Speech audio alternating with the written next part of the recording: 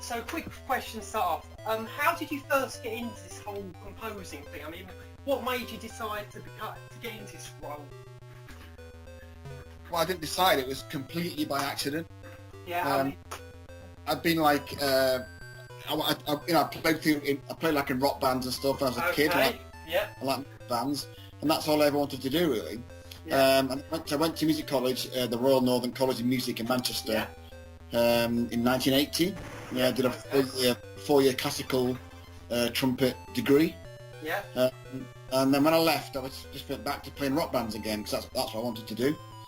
And my friend Robin Beanland, who I'd met through local bands, was a keyboard player, and he one day announced he got a job. I was surprised, no one that I knew got a job. Right?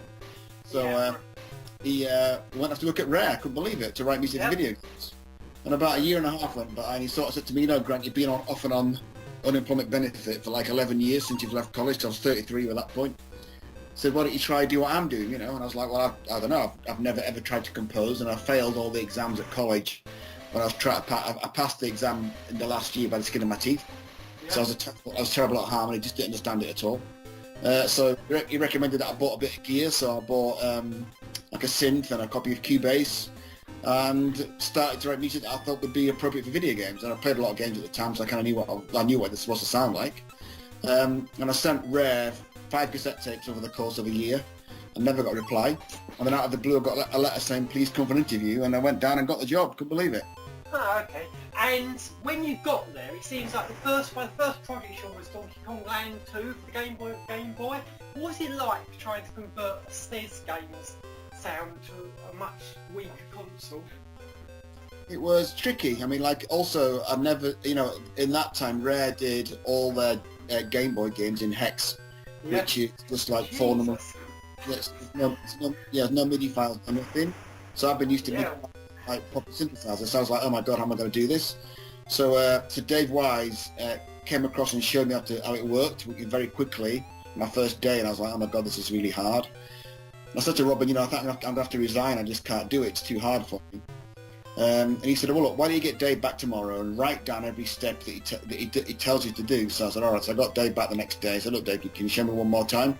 And I wrote down every single step in order, like, number 1, press Alt 4, number 2, type this, number 3, like that, in real parrot fashion. And then I kind of understood it then. And actually, in fact, I quite enjoyed it in the end. Quite fun trying to get the music to work on the Game Boy. So, I liked it in the end, but at the start, it was super scary. Yeah, it actually worked out really well, all things considering. I mean, damn, it's actually a really good soundtrack for a Game Boy game. Yeah, a lot of people like that. A lot of people talk about that Sticker Brush Symphony on the Game Boy, which amazes me. It's Dave's music. It's just me trying to make it work on a Game Boy. So Dave takes the credit, really. True, but I mean, you were the one who did the technical side to get the thing. Well, I suppose, but I get that. But he wrote it. Okay, so either way, after a few games, whatever, I guess you moved on to Project Dream at some point. The game was going to become Banjo-Kazooie. What was Yes, well, I did the Game Boy, then I did GoldenEye right straight after that. Okay. What was that like, by the way, on GoldenEye? I mean, did you have any kind of rules from the composers and whatever, or the film people telling you what you had to do, or did you get free rein, kind of? We had free rein then, which is quite bizarre. I think they're very protective about the Bond license these days, anything to do with Bond at all. Graham Norgate was doing Blastcore and GoldenEye, and he was not really busy with Blastcore, so Grant, do you mind taking over GoldenEye? And I was like, you're joking, I'd love to do it. So I did Game Boy in the morning, I did GoldenEye in the afternoon, that was the agreement. When I got to Rare October 95. So we just told we could use the Bond theme as much as we wanted to, and it was fantastic for me. I was like, you're joking, I love Bond, So we bought there's a CD out at the time, a double CD that contained all the songs from all the old movies. So I listened to all the pop songs and then just kind of pieced it all together. And it was great to be able to just use the Bond theme forever. It's brilliant, that was great fun. Yeah. Also, by the way, it seems like GoldenEye itself, they did quite a lot of free rein with development in general. I think it worked out really well. Yeah.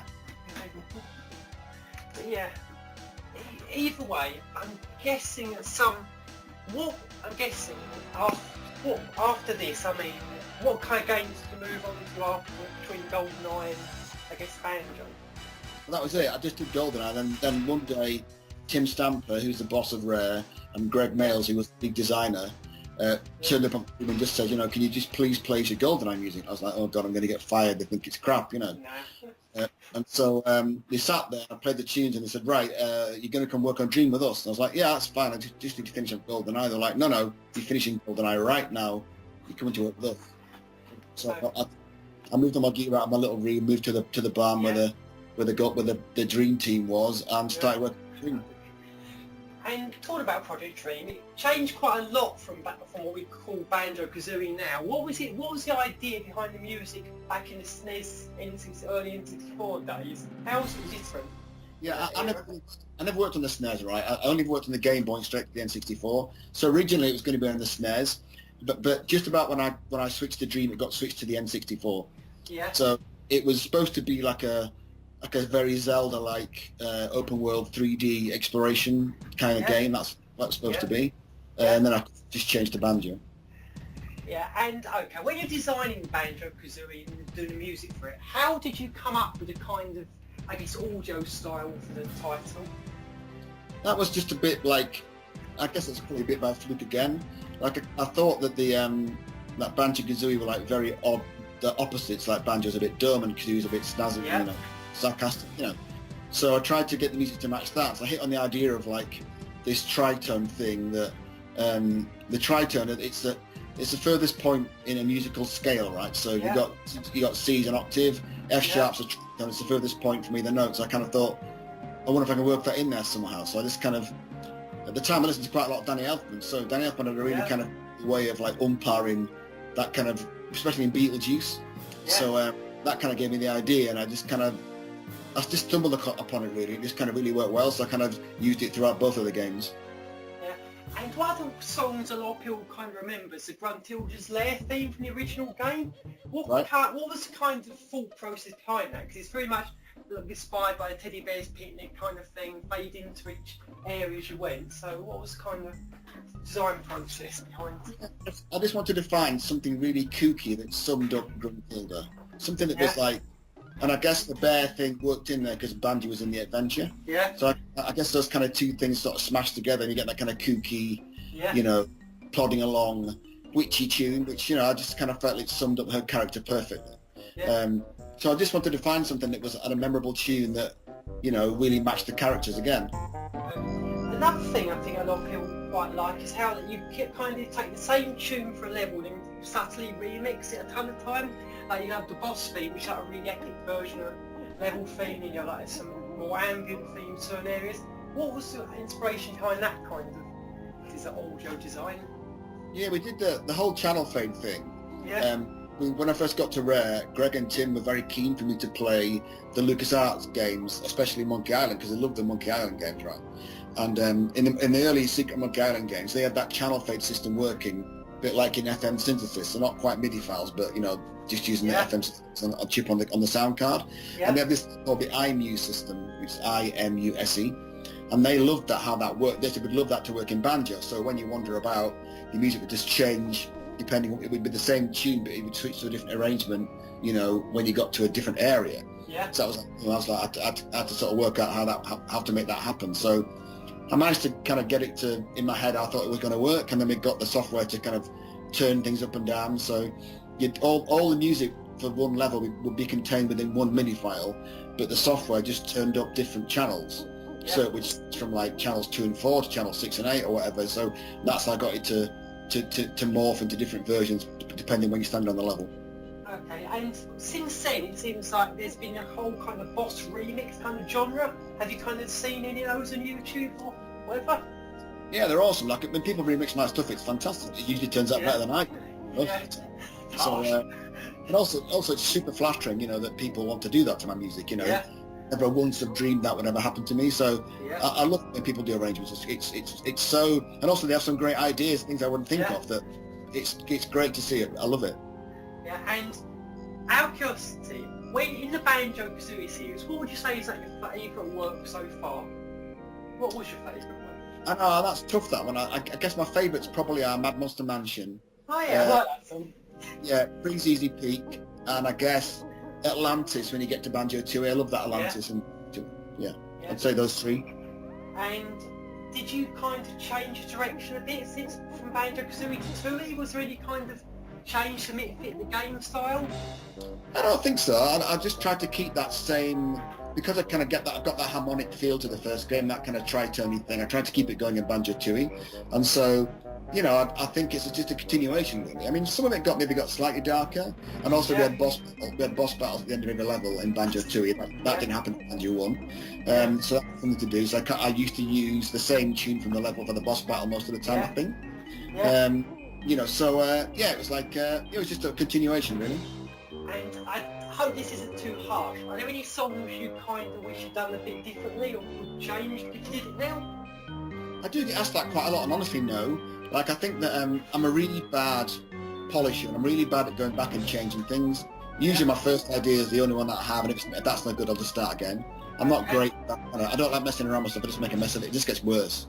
So I usually think that none of the music I've written in my entire career, I would change any of it really. I think it's all worked out great. You know, I think it did anyway. Okay, yeah. And Donkey Kong 64 after Banjo, what was it like on that game? I mean, it's obviously there's quite a lot to live up to, given that Donkey Kong Country, Land, whatever, are always amazing soundtracks. What was your take? What was your inspiration kind of take on that one? Yeah, for me, I guess I was doing Banjo-Tooie and DK64 and Perfect Dark at the same time. Jesus. So, and it was a hectic year, hectic year and a half, 2 years that was. So my main thing was to try and keep DK, because it's a platformer, different from Banjo-Tooie because it's also a platform. Yeah. So I wanted to make sure that it didn't sound the same, and I kind of felt that DK, in general, is a darker sounding game. I mean, Dave Wise's Donkey Kong Country soundtracks are amazing, but they are quite dark, you know, some of the harmonies. So I felt that I made DK64 a bit darker than Banjo, like the Toy Factory level on DK64 is quite haunting, and the spooky level is quite haunting, and I just, you know, and Gloomy Galleon, I tried to keep it, you know, slightly darker than Banjo. Okay, you certainly did that well with the Mad Jack battle theme. Oh yeah, I like that one, yeah. With Evil Laughter and yeah. And Perfect Dark, I guess, was that similar to when you worked on Golden Eye as far as music was concerned, or did you try going for something a bit different?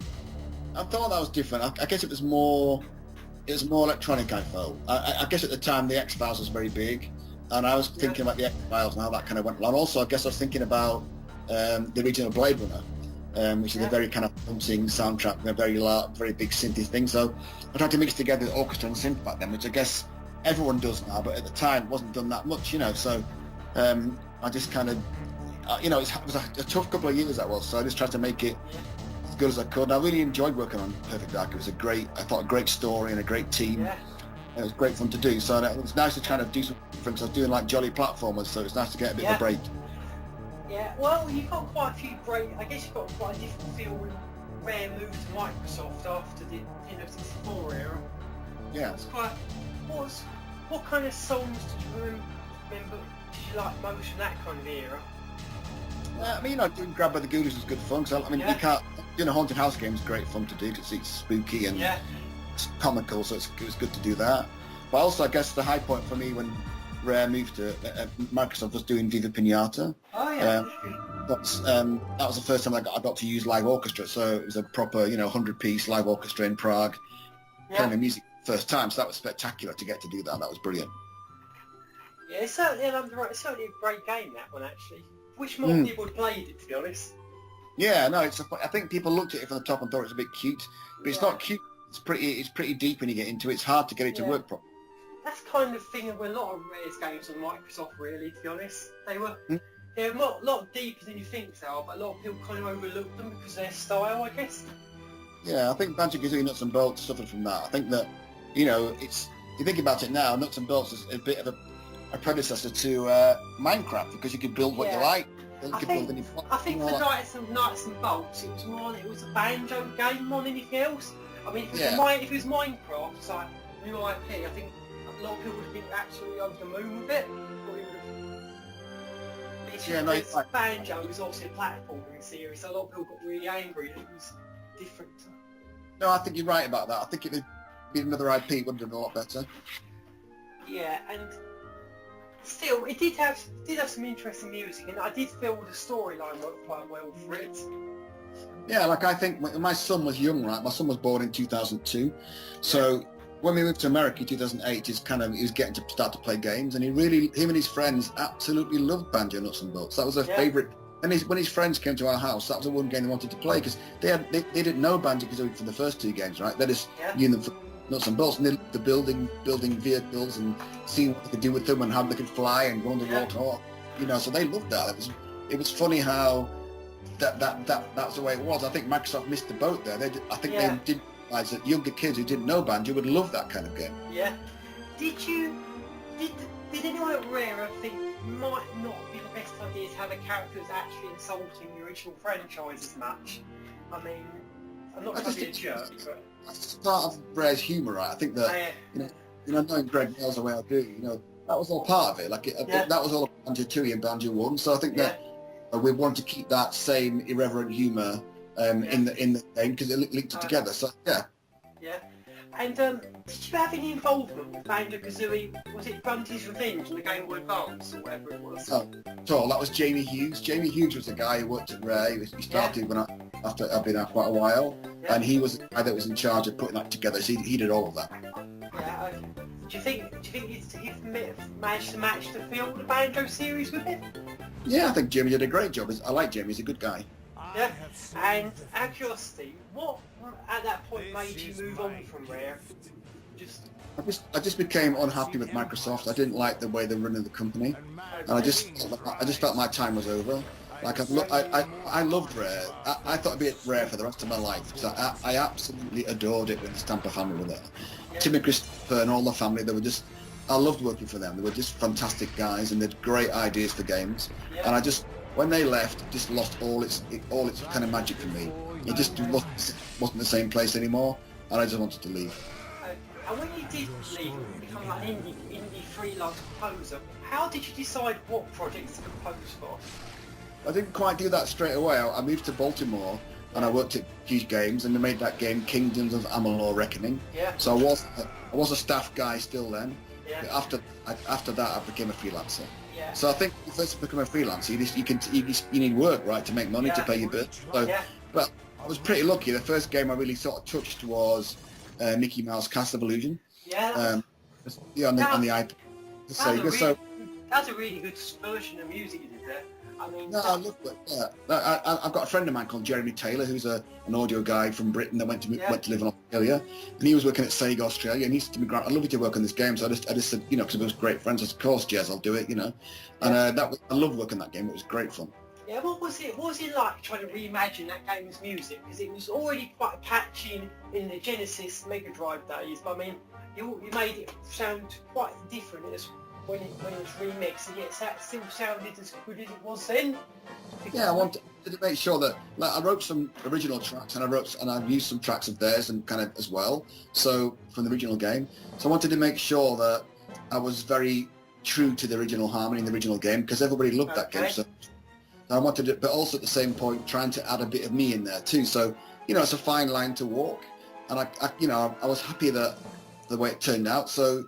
You never know with those things. You just got to wait to see how people receive it when they play it. And I tried super hard to be respectful to the original music because it was great. And then the pieces that I did by myself, I did my usual stuff right. So I think I was just trying to be super careful about that. Yeah, you did really well doing that. I mean, were there any? What songs were like your favourites? I guess. God, it's hard to remember that. That's quite a long time ago. I've written so much music since. You tell you what, I can't remember. Like, I guess I really can't. I'd have to get it out and listen to it. It's such a long time ago. Yeah. I really enjoyed doing all of it because I was working with a friend who was a great friend of mine. Good fun, and the team great. Those are great experiences.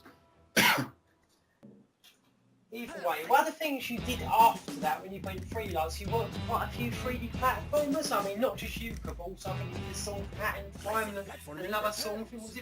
I'm not sure. Was it Logo Destroy? I don't know. One is. Yeah, I don't know.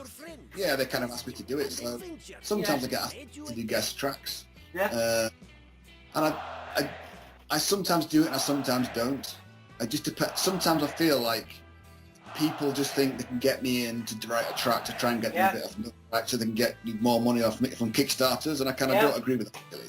I'll do it if they genuinely like music that I write or whatever. I think I'll do it then. If people just try to use it to make money, I don't really like it. Yeah. But Lobo Destroyer were great guys, and you know, and also doing what's the other one that you mentioned? Hat in Time or Yooka-Laylee? Yeah, Yooka-Laylee, but Yooka-Laylee was the kind. That's the guys from Banjo, right? So they're my old friend. Yeah. So like, I was glad to work for them at any time. They're my old friends from a long time ago. So I'd work for them anytime. Yeah, and with Yooka-Laylee, I mean, what was it? I mean, obviously you tried to get something similar to Banjo-Kazooie, but what did you do to try and make it stand out a bit more even then? I think with Yooka-Laylee, it was the very first track that I wrote, that kind of jungle track that they put on the Kickstart page. I wanted to make sure that had all the bits from Banjo-Kazooie all rolled into one, so everybody knew from the outset how it's going to, what we were trying to do. And then I kind of feel that in the rest of the music in the game, hopefully I'm a better composer now than I was there. Obviously, I can't guarantee it. You hope. And so I was just trying to still keep the best bits from Banjo 1 and 2 and roll it into Yooka-Laylee and add some new stuff that I've learned over the years. Okay, and you were working with David Wise at that time. How did you kind of decide that soundtrack? I mean, me and Dave have been friends, you know, for a very long time, so it was very easy. I guess it was obvious which bits would be Dave and which bits would be me. And also, don't forget, Steve Burke worked on it as well. Yeah.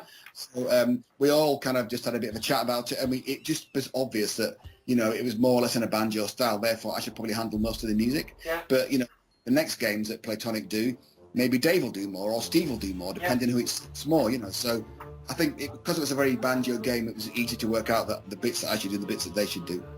Yeah. Okay. That's probably going to sound kind of controversial, but I mean, was there a deliberate idea of Playtonic to kind of like have a bit of fun at the whole Microsoft buyout with the theme of the game? Oh yeah, obviously it's, you know, it's going to be on that line. Some of those guys, you know, left well after me. They went but they went through the whole, you know, Connect Sports thing, you know, all that nonsense. So I guess, you know, I guess they're not happy about that, you know, but yeah, I'm sure that was intentional. Yeah, I just found it amusing. Some of the hybrid towers and the fact that corporate guys bought out some family firm kind of running the ground. And yeah, that's totally it. Yeah, that's totally it. So yeah, that was the game. Mario plus Rabbids Kingdom Battle. What's it like working on a Mario game out with Ubisoft? I mean, that's like spectacular. Like for me to get to work with Mario, I never ever dreamed I'd get to touch something like that. I mean, like Mario is like probably the best known character in the world. You know, probably next to Mickey Mouse, perhaps. Yeah. I mean, you know, to get to work on a game with him, it was just unbelievable that they asked me to do it. And like, also the team in Milan and Paris are such great people. Like, I had really good fun with those guys. Like, we talked literally every day for like 3 years about doing stuff on the game. You know, so like they're my best friends now. Like, we're all good friends with a great laugh. You know, so you know, having Davide Soliani, who was the creative director on the project. You know, we're great friends now. You know, it's been a really fantastic, and for the fact the game turned out so great, and everybody did it, you know, it's been a really amazing process. And I also think that the reason the game is so great is because the people in Milan and Paris were so respectful of getting to touch Mario. Yeah. Everybody worked so hard to make it the best it could possibly be, because you know, you don't known as the guy that breaks Mario, right? Yeah. So I really think that you can really feel the passion in that game because everybody tried so hard. It was a real labour of love from start to finish. The humour is certainly amazing in that game. It's like, damn, it's almost like a rare play maybe to some degree. I mean, well, Davide, the lead guy, right? He's a massive Banjo-Kazooie fan, right? So that's the reason he wanted to get me the project, because he loved Banjo, the game, so much, and so he wanted to get that real kind of rare, sarcastic humour in there. So, you know, and for, you know, let's not forget they're Italian, so getting that kind of language barrier is a little bit hard to understand sometimes. So he did a fantastic job, and they love that kind of slightly irreverent, poking fun at people humour, like from the Rare game. They got that from Banjo, and that's why I'm on the project, right? Because they all love Banjo so much.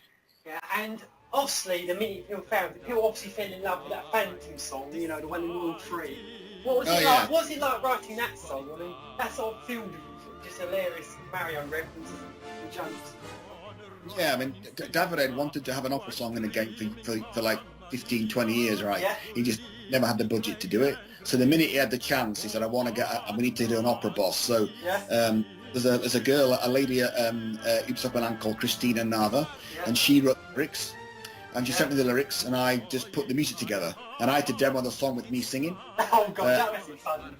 I know, and originally there was supposed to be an opera version, a rap version, and a metal version. So for three levels, for three parts of the battle, right? Yeah. But at the end of the day, we decided that the metal and rap version didn't work very well, and obviously that's me doing rapping and singing on those, which is quite awful. And in the end of the day, we couldn't quite get the Act 2 in, because there's only Act 1 and Act 3 in there. So Act 2 was recorded, but they didn't have the time to animate it. So that might turn up, I don't know, at some point on a soundtrack somewhere, who knows. Yeah, but that was super great fun to do.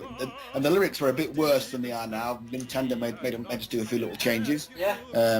But that was super fun to do. Yeah, Act 2 turned up in that soundtrack I found for that song. That's right. It's one where he says you haven't heard it very much, and it's trying to be greatest hit or something. That's right. Yeah, it is in there. But as I said, one of the acts is not there because we didn't have time to do it. Out of curiosity, what would it have been like if you'd somehow done a rap song and metal song in different places? I mean, how would that have been presented? I think that the Phantom was going to wear like a leather jacket for the metal version. That sounds hilarious. Yeah, so when I did write it, it's all done. I just never got recorded, because the idea was to try to get the opera singer guy, Augustine, I forget his second name, to do the rap and the metal version too, and kind of so he was getting the same voice. Yeah. But we never got that far. It just didn't work very well. So we decided to keep it better as opera. Yeah. But it was, as I say, those recordings still exist. I mean, Ubisoft have got those recordings of me doing it. I just hope they don't release them anywhere, because they're awful. It was good fun. Yeah, do you think there's ever a chance, I don't know, you or Ubisoft, someone might actually post the lyrics on Twitter or something? Well, I guess Ubisoft could release the songs if they wanted to. I mean, they're all... recording's fun, even just the lyrics are quite fun at this point. Yeah, no, I don't think it's out of the question. I just think they'll do it for a laugh someday, just to take the piss out of me. Yeah, don't worry. It's probably better than you think it is. No, it's I don't mind that kind of stuff. It's good fun, really. I don't mind. Yeah. I'm not proud like that. Yeah. Also, the final boss music in Mad Plus Rabbids is actually bloody intense. I mean, how the hell did you come up with that one?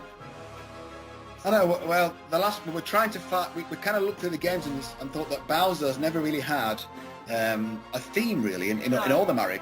Nothing that's consistent. No, so we kind of that I should try to write a theme that would fit Bowser. So in those three battle themes, that's what I tried to do. I tried to keep the same theme throughout the three battle themes and make it as big as I could. And Davide kept saying bigger, bigger, bigger, bigger, more quiet, bigger. So I didn't realise that when I started the game that it would end up being so epic. It's a really giant, big epicness, in that you don't think Mario game's going to end up like that. So it kind of starts up pretty jolly, but it ends up pretty dark. So I was surprised that it kept asking for kind of darker and bigger music. So I was just trying to write something that had a memorable theme that perhaps Bowser might use in the future. I don't know, but that was my plan. Sounds almost Galaxy-like to me. Kind of competes. Probably, I'm going to sound a bit harsh and Nintendo here, but it probably sounds quite a lot better than I'd say the Odyssey final boss theme. Although that's amazing as well. Yeah, no, that's great music. I mean, I think everyone's got personal taste, right? I just think the way I wrote it was right for Mario Rabbids, and I kind of felt that we needed to, we all thought, let's try and write a theme that might stick to Bowser. Okay. Yeah, I'm going to talk about a few lesser projects now, just out of curiosity. One game that I remember there's a bit of controversy about was, was it First Man or something? There's a bit of controversy. We were supposed to be composing for it, and then they pushed the Kickstarter, and there were people, I get contacted all the time by people saying, would you like to write music for our game? And I always kind of say, yeah, I'm interested. Let me know what it's all about. And so I kind of said that without really knowing what it was about. Yeah. And it kind of got to the point where something that I didn't like. I said, look, guys, I just don't feel like I can write for this. It's too close to Yooka-Laylee, and I just I felt something wasn't right about it. And so I just backed out. I kind of should have maybe paid a bit closer attention to that at the start. Yeah. I do get a lot of emails from people asking me to write music. So I'd usually say, yeah, I'm interested. Let me know what it's about, because that's how I'm making a living. Right? That was just a mistake. Yeah, okay. Everyone makes mistakes at some point. It's all Yeah. fine. Are there any really interesting new games you're working on at the moment? Like other indie projects you've been in contact with about soundtracks? Well, I'm working on stuff right now, but I just, it's like in games you can't talk about it. It's all super secret. Okay. So yeah. Well, so I am doing the DLC for Mario Rabbids right now, but that's been announced. Everyone knows that, and that's shaping up to be great. And it's DK, so it's great fun doing DK again. So it's shaping up to be great. Is that gonna be a bit? Have a few remixes of Donkey Kong 64 like the Rabbids thing did? Who knows? Yeah. Yeah, and sorry about this. It's a bit. Right. I'm sorry. I'm just trying to think what. God.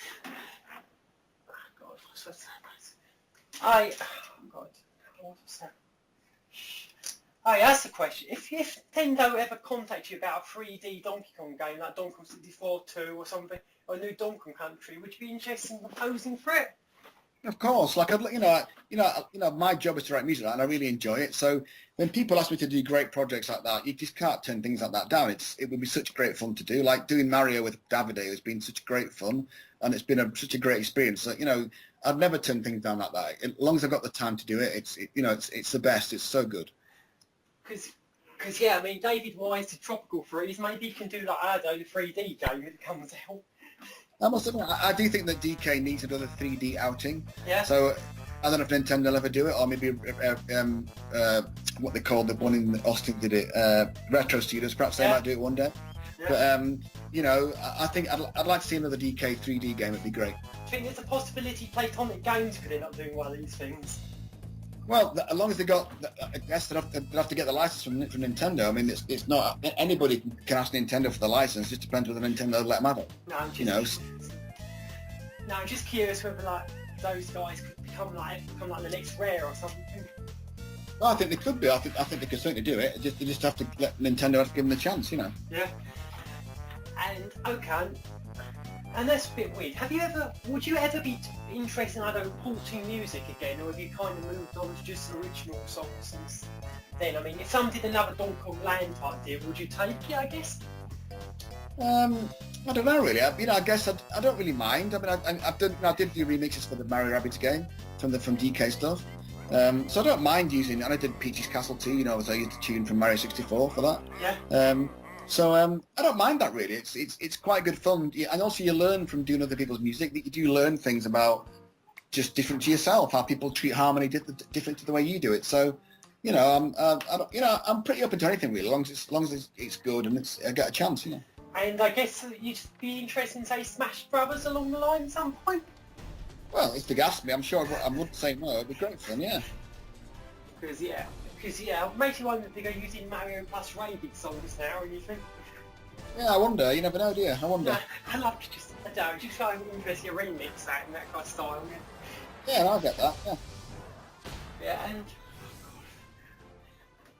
also outside the games, have you ever considered composing for any other kind of formats, like I don't know, TV or just film or whatever?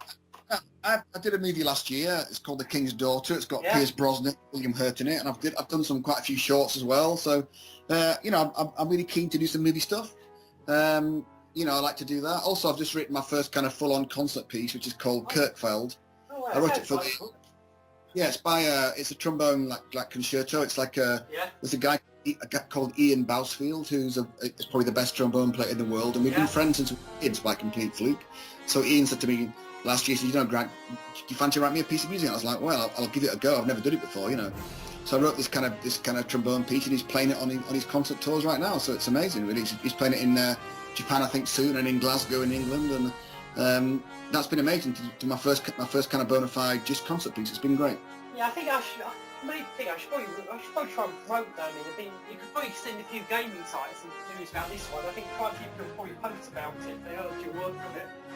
Yeah, no, I did it for the International Trombone Festival. It was in California last year, and Ian came and played it, and Ian's playing it again, I say, in Glasgow, I think, next month, I think in February.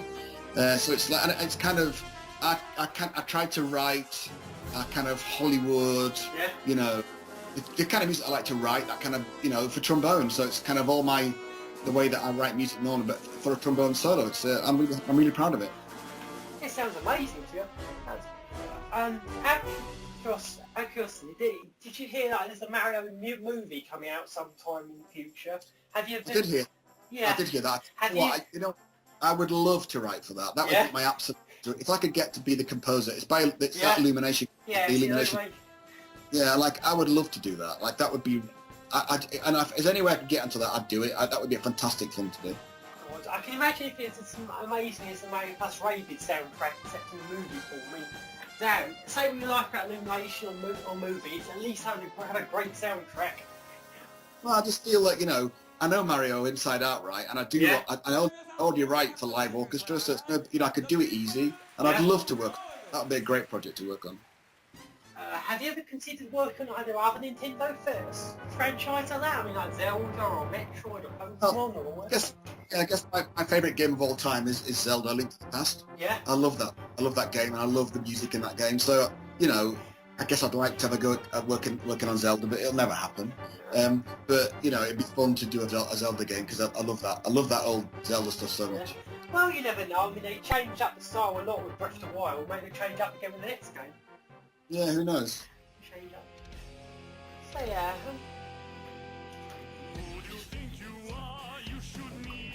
Okay, yeah. Obviously, a lot of people have remixed your work, redone your work online. I mean, are there any covers or remixes you think are really well done? I mean, compared to anything else? Oh, there's so many. There's that Family Jewels. Family Jewels does great stuff. Yeah. There's that Poop Fart guy. He's fantastic as well. There's that Indigo Batigo. I don't know what's his name. He's a kind of he's like a guy from, I think he's like a Scandinavian guy. Yeah. He's in a kind of metal band, but he did the fantastic version of the Phantom song. Yeah. Yeah, there's so many out there. People they do it way better. They do my stuff way better than I do. I tell you, it's fantastic. Yeah, don't be too harsh yourself. I mean, your original music's fantastic, and your remix are fantastic. I'm glad you like it. Yeah. Okay. Okay. Just quick few final questions, I guess. I mean, out of all the games you've worked on, what game has been like the most fun to compose music for so far? That's really hard to answer. Like, I really like working on all the games, really. I mean, I really have. But I guess, you know, the first Banjo is special in my heart. Yeah. Also, doing Mario Rabbids was amazing. And I guess Viva Pinata too, that was a great one to do. I'd say those three probably right now, but it may change. But, you know, I really enjoyed all the music that I've worked on. I've been so lucky on the projects I've got to work on. I've been a real lucky ride. And are there any games you feel more people should listen to music from? I mean, that games you think people don't pay much attention to, despite great soundtracks? I did a game called Drop Zone last year, which is it's a very kind of synthy game, and I've not done a synth soundtrack for a while. It's on my website actually. Yeah. But I'd like people to listen to that. I kind of liked writing for that. Just makes a change from doing all the orchestra stuff. Yeah. So that was purely synth with a bit of orchestra mixed in. So it was more, I guess, more Perfect Dark really. So it's like that. I really enjoyed doing that one. Yeah, we'll give them a link on the article in the video or something. Just get more viewing. And I guess, do you have any favourite composers outside your own work? I mean, any other video game composers you like the work of? I guess video game wise that's a tough one, but certainly movie wise it's John Williams. He's a guy that is the best. Like, you know, I listen to his 3 Harry Potter soundtracks over and over. They're like my textbook that I learned from. Like, he's such an amazing composer. And I guess Danny Elfman too, I think he's brilliant as well. Yeah. You know, so it's like, I guess those guys. Yeah, and Jurassic Park, I guess? I mean, yeah, fantastic. Yeah, absolutely fantastic. Hey, listen, I've got to go. Oh, sorry about this, I've got to pick my son up. Okay, see you later. He said, Daddy, where are you? I'm like, oh, yeah, okay, sorry about that. No worries. Thanks for the interview. It's been really fantastic having you here, and you'll have a great fun to listen to and read this and up online next week. So, thank you. Yeah, thanks for asking me. It's been really good fun. Thanks a lot. No problem. Thank you. Bye. Bye.